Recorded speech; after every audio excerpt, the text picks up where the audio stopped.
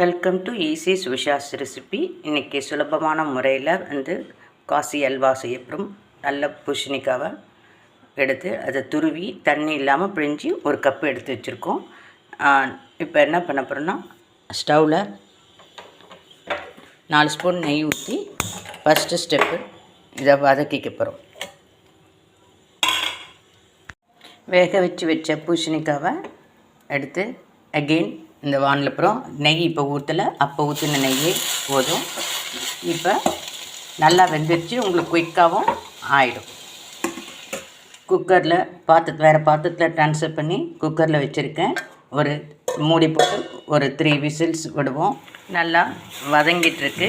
இது easy and simple மெத்தடுங்கிறதுனால உங்களுக்கு ரொம்ப ஈஸியாக சொல்லித்தரேன். ஒரிஜினல் டேஸ்ட் கிடைக்கும்.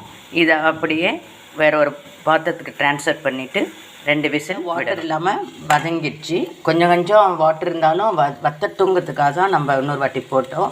இது யார் வேணால் ஈஸியாக செய்யலாம். இப்போ எதால் எடுத்தோமோ அதை கப்பால் 1 கப்பு பொடிச்ச சர்க்கரை.